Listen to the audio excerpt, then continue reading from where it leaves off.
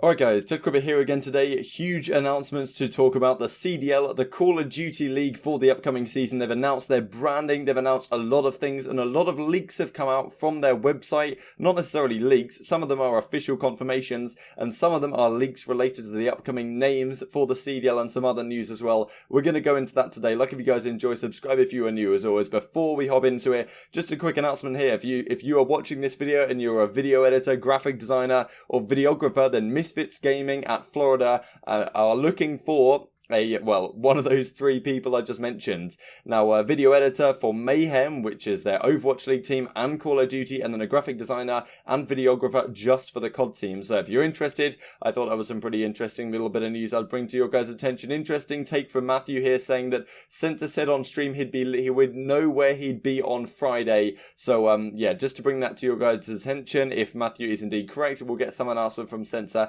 this coming Friday. But he is very good at saying that we're going to know stuff, and then it doesn't turn out to be the case, does it? Moving on from this then, I wanted to go into, before we talked about this Call of Duty League announcements thing, I wanted to discuss this real controversy around the time where this announcement is coming out, because of course Activision Blizzard, they publish Call of Duty, they own the Call of Duty League, and this announcement is not coming at a time of good PR for them. I don't want to get into the politics here. That isn't this type of channel yet. Maybe in the future, who knows. At least for now, we're going to stick with the facts and why it's caused a bit of a PR disaster for Activision Blizzard over the last few days, and kind of set the scene for the circumstances in which this big CoD League announcement is coming out.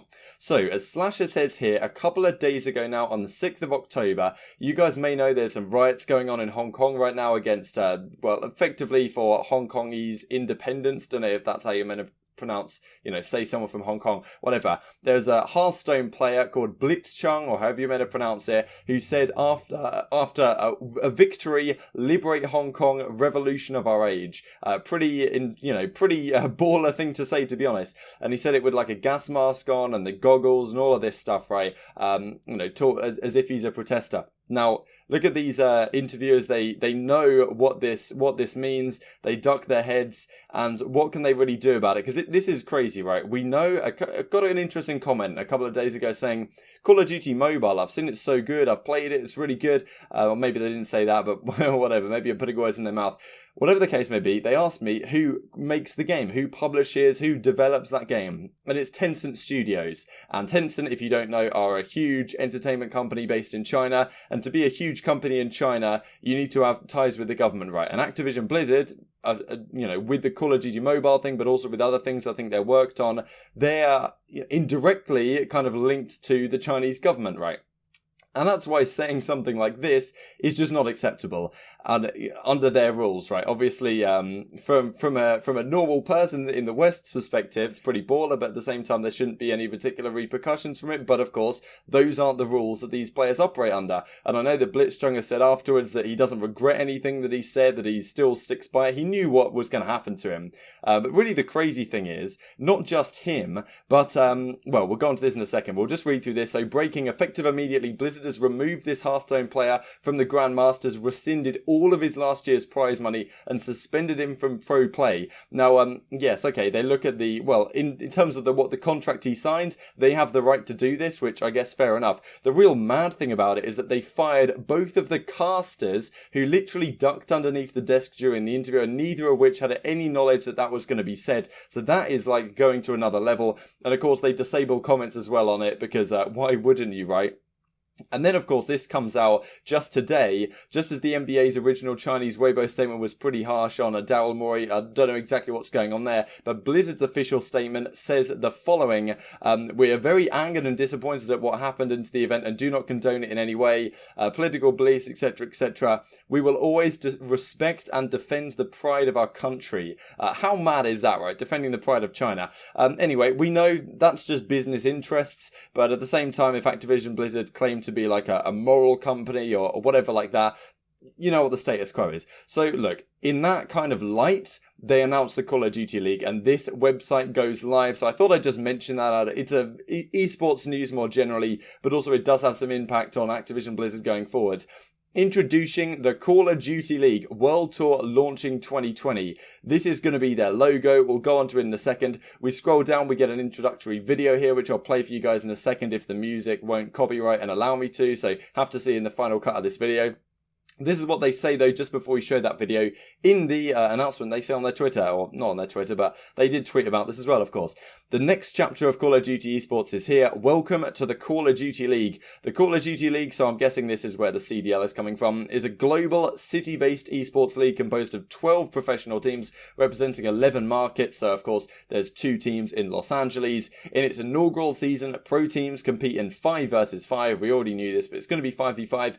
CoD, Modern Warfare, multiplayer exclusively on the PlayStation 4, so that is clear. Probably in tomorrow's video, I will cover the whole PS5 thing and get into that if there hasn't been any more news regarding this. The professional competition will travel from city to city, featuring... So this is good news, right? We'll travel from city to city. I'm not sure whether there's going to be events outside of a league, but regardless, we know that at least it's going to travel from city to city, which means there will be something happening in all of these cities at some points. There will be something going on in London for us. There'll be something going on in Paris for us to potentially go to if you guys are in Europe or the UK. Featuring the best CoD esports players from around the globe, battling for over $6 million. Find it kind of funny how it's a $6 million prize pool, but you paid $25 million to get into the league at the very minimum. The ultimate prize, the CoD League Championship. So I'm guessing this is a world championship, or whether this comes straight out of whoever wins the playoffs from the league. We will have to see. Of course, they're very clear in calling it a league, but even before in the Call of Duty World League, we had proper events. We'll have to see how things come out in the coming days. As they say here, 1 championship title. We'll roll the video if it'll allow me.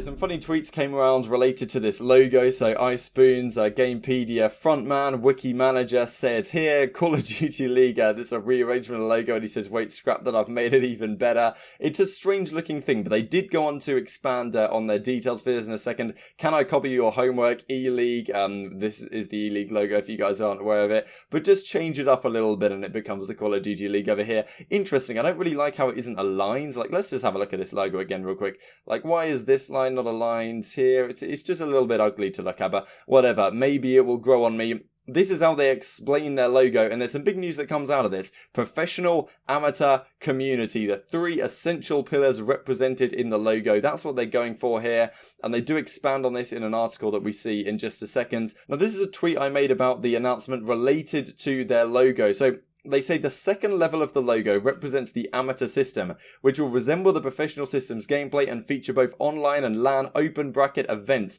Now, supposedly they'd already mentioned the fact that there's going to be open bracket events in the Reddit post they did in August, but I wasn't, I didn't pick up on that. And the fact that there is open bracket events here, maybe it says something about how they're going to do the professional scene. The fact that they're going to have events says to me that it isn't really a league style system for the open bracket, even or for the amateur side, but rather it might be more similar to what we saw in the recent Black Ops 4 season, where at a main event you also have an amateur open bracket portion, right? And the fact that you can even have open bracket events is quite key as well, because I thought maybe you'd have to be on a proper team to enter tournaments, but you're still going to be able to be an open bracket team and go along to events and compete, which I think is a pretty big deal, and it may also mean something for the wider professional scene. If they've got open brackets and amateur events, are they going to have events on the big stage, which of course is really what we're looking for here.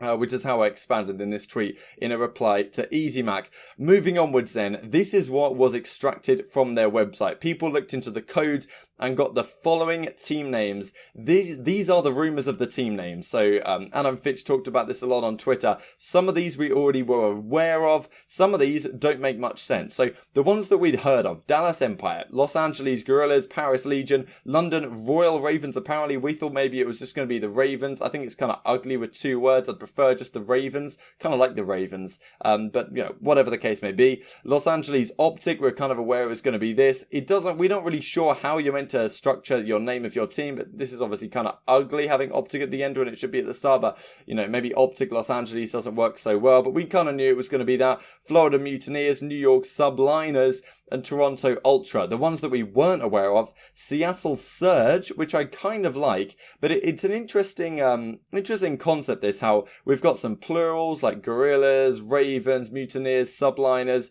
but then you've got the Ultra, the Surge, bit strange. I'm guessing this is meant to be an E here in Huntsmen, but I kind of like that as well. Chicago Huntsmen's pretty nice. And then the real interesting part, let's zoom in on this image right here. So this is what we're looking at. We have OpTic, Ultra, Empire, Gorillas, Surge, Ravens, Huntsman related to the different cities. But if we zoom in on closely on this one, we see FAZE, CallOfDutyLeague.com. Now, we know that some of the FAZE guys, a lot of the FAZE guys and some of the FAZE players have been linked with the Atlanta squad. Priester, rumoured to be going there, was on FAZE. Which other guys as well? Gravity was rumoured to be there as a sub, of course. Crowder just come off FAZE as their head coach. Easy Mac, RJ, all of their coaching staff going over to Atlanta. So we knew FAZE was, you know, at least not necessarily related, but a lot of the FAZE guys were going there. And the fact that it's in the name really does beg the question of what's going on here. The reason why OpTic can have their name, or the reason why Immortals can put the OpTic brand in this Los Angeles spot, is because OpTic Gaming are leaving all other esports. At some point over the next couple of months, the OpTic Gaming CS team is going to be dropped. And if somehow Atlanta are going to keep the FaZe name, like, is that even possible? I'm not sure if there's been some sort of loophole here or what exactly has happened, but this would imply the same situation with OpTic, that FaZe would have to drop all of their other teams, all their other, you know, Fortnite players, CS players. Like, I can't see that happening. So this is a triple question mark for a name and exactly what's going on here. And then we get to the Minnesota, like, what even is this? Can you explain to me what a rocker is? Like, you guys actually, no one even knows what a subliner is, to be honest. What is going on here?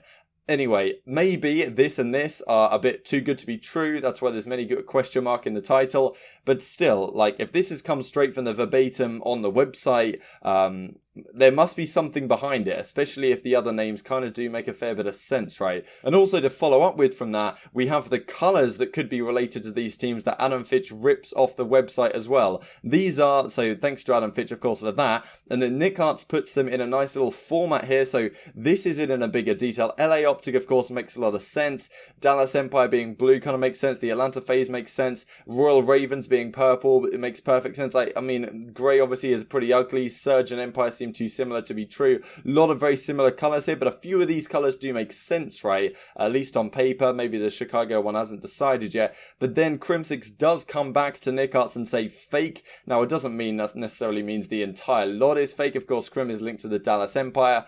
But still, a lot of these make sense, and I don't think, unless the website has been completely baiting Adam Fitch in terms of what the behind-the-scenes stuff is looking like, then, well, I doubt these have come out of complete nowhere, right? But anyway, I hope you guys enjoyed the video. Like if you did, subscribe if you're new as always. Leave your thoughts on this down below. It's a very interesting time we're going to have ahead of us. And, well, hopefully tomorrow we'll have some more updates to discuss. So thanks for watching as always. I'll see you next time.